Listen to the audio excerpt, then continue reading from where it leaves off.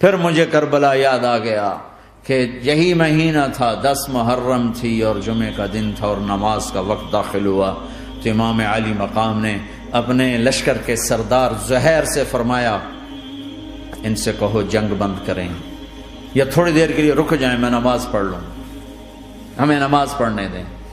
تو زہیر نے گھوڑا آگے بڑھا کر کہا شمر سے تھوڑی مہلت دو، ہم نماز پڑھ لیں، پھر تم نے جو مرضی کرنا ہے، نماز تو پڑھنے دو۔ شمر نے کہا ہم نماز نہیں پڑھنے دیں گے۔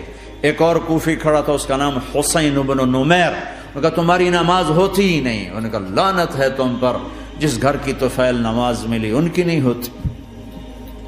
تو انہوں نے واپس آ کر عرض کی حضور وہ نماز پڑھنے کے لیے جنگ نہیں روکیں گے۔ کہا اچھا پھر ہم نماز تو نہیں چھوڑ سکتے، میرے رب کی قسم اگر حسین نماز نہ پڑھتے تو انہیں کوئی فرق نہ پڑتا، لیکن ایک فرق پڑتا کہ پھر پیغام ادھورا جاتا، میسج ادھورا جاتا، اور میسج یہ دینا تھا کہ زیر خنجر بھی یہ پیغام سنایا ہم نے کہ ہم نے تلوار کی دھاروں کے نیچے بھی سر جھکانا ہے، اور ہم نے تڑپتے جسموں کے ساتھ بھی سجدہ کرنا ہے، اور ہم نے زخمی جسموں کے ساتھ بھی اللہ کے سامنے رکوع کرنا ہے، اور ہم نے خون آلود جسموں کے ساتھ بھی رب کے سامنے کھڑے ہو کے آنے والی نسلوں کو پیغام دینا ہے کہ نماز وہ ہے جسے اس وقت میں بھی نہیں چھوڑا جا سکتا، تاکہ کوئی یہ کہہ نہ سکے میں کیسے پڑھتا، میری جاب تھی میں کیسے پڑھتا، میری آنکھ نہیں کھلتی میں کیسے پڑھتا، میری عادت نہیں۔ اللہ کی قسم یہ جنتی نہیں تھے، جنت کے سردار تھے، صرف جنتی نہیں تھے، جنت کے سردار تھے، صرف جنتی نہیں جنت کے سردار۔ اور یہ سرداری کب ملی؟ محنت کے بعد نہیں، پہلے ہی ابھی ماں کا دودھ نہیں چھوٹا تھا کہ میرے نبی نے فرمایا حسن حسین جنت کے نوجوانوں کے سردار ہیں، اور ایسا پیار تھا کہ دونوں کو عرب سردار بچہ اٹھانا اپنی ذلت سمجھتے تھے، بچے نہیں اٹھاتے تھے، سب کے سامنے پیار نہیں کرتے تھے، لیکن آپ حسن حسین کو یہاں اٹھاتے، پھر یہاں ہی نہیں اٹھاتے تھے، یہاں کندھوں پہ بٹھاتے، یہاں۔ اور ایک عرب بدو حیران ہو کے دیکھ لیں یا رسول اللہ یہ آپ کیا کر رہے ہیں؟ مثلا یہ کتنی عیب کی بات ہے کہ آپ جیسا سردار اور یہاں بچوں کو بٹھایا ہوا ہے۔ کہنے کا آپ ان سے بہت پیار کرتے ہیں؟ کہا ہاں میں ان سے بہت پیار کرتا ہوں، اور صرف میں نہیں کرتا، اللہ بھی ان سے پیار کرتا ہے۔ اور بتاؤں جو ان سے پیار کریں گے اللہ ان سے بھی پیار کرے گا، جو ان سے محبت کریں گے اللہ ان سے بھی محبت کرے، اللہ بھی ان سے محبت کرے۔ پھر ہم نے دعا مانگی یا اللہ جو ان سے پیار کرے تو ان سے پیار کر، جو ان سے بغض رکھے تو ان سے بغض رکھ۔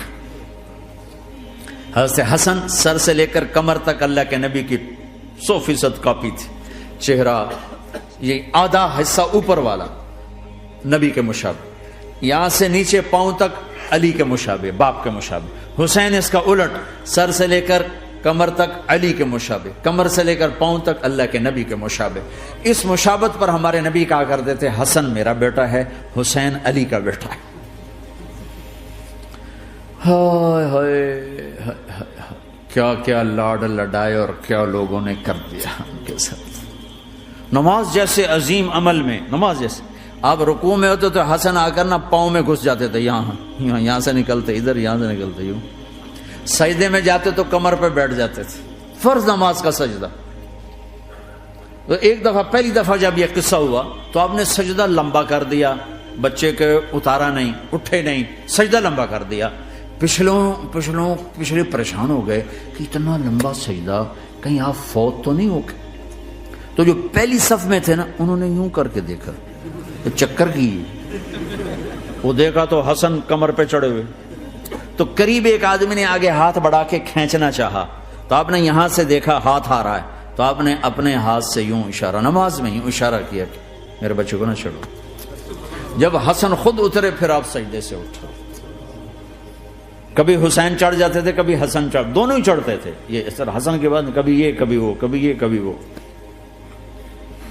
اور آپ حسن کو جب چھوٹے تھے زیادہ حسن، تو آپ حسن کو یوں زبان دکھاتے، اتنا بڑا عظیم نبی کیا ہو رہا ہے، تو وہ زبان، آپ کی زبان بڑی سرخ خوبصورت، تو وہ بچہ سمجھتا شاید یہ کوئی کھانے کی چیز، تو آگے یوں ہاتھ مارتا ہے، پکڑنے کے لیے ہاتھ مارتا، پھر وہ بیٹھ جاتے، پھر آپ کہتے ہیں یہ میرا نبی گھر کی زندگی بتا رہا ہے۔ اور تمہیں تو بچوں کے پاس بیٹھنے کا وقت ہی کوئی نہیں، بیگم بھی کم جاب پہ جا رہی، خامد بھی جاب پہ جا رہا، پیچھے بچے ڈرگ بیچنے پہ لگے، اب تم کس کام کے ہو؟ کیا کرو گے اس دولت کو؟ جب نہیں ڈرگ بیچو، گستاخ ہو گیا، بدتمیز ہو گیا، تو اس دن دولت کو آگ لگا دو جا کے۔ آپ اپنے بچوں کو ٹائم دو، اپنے بچوں کو ٹائم دو۔ عورت کا کام کمانا نہیں ہے، عورت کا کام نسل کو بنانا ہے۔ قناعت سیکھو، قناعت تو آسانی سے مینج ہو جائے گا، قناعت نہیں تو پھر تو دنیا کے بادشاہ کی بھی ہوس پوری نہیں ہو سکتی۔ کھیلتے تھے، حسن حسین کی کشتی کراتے تھے، دونوں بھائیوں کی کشتی کراتے۔ ایک دفعہ دونوں کی کشتی ہو رہی اور حسین ذرا کمزور پڑ رہے تھے، تو آپ اس کو شاباش دیتے، شاباش شاباش شاباش۔ تو حضرت فاطمہ کہنے لگی، ماں بھی بیٹھی تھی، کہنے لگی یا رسول اللہ آپ حسین کو شاباش دے رہے ہیں، حسن کو کیوں نہیں دے رہے؟ تو آپ نے کہا یہ جبریل میرے پاس کھڑا ہوا ہے، یہ بھی حسین کو شاباش دے رہا ہے، تو میں بھی حسین کو شاباش دے رہا ہوں۔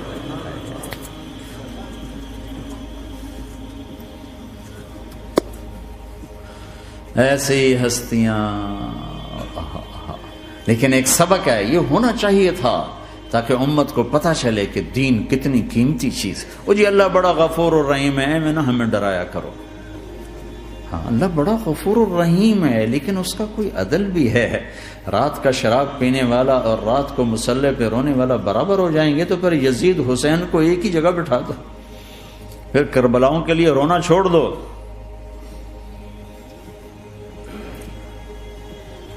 رات کو ناچنے والی، رات کو رونے والی برابر ہو جائیں گے، سود کھانے والا، حلال کھانے والا برابر ہو جائیں گے، شراب بیچنے والا اور مزدوری کرنے والا برابر ہو جائیں گے، جھوٹ بولنے والا، سچ بولنے والا برابر ہو جائیں گے۔ افنجعل المسلمین کالمجرمین ما لکم کیف تحکمون ام لکم کتاب فیہ تدرسون۔ اس سے زیادہ واضح کیا بتاؤں کہ میرا رب کہتا ہے کون سی کتاب میں لکھا ہوا ہے کہ ماننے والا نہ ماننے والا برابر کر دوں گا؟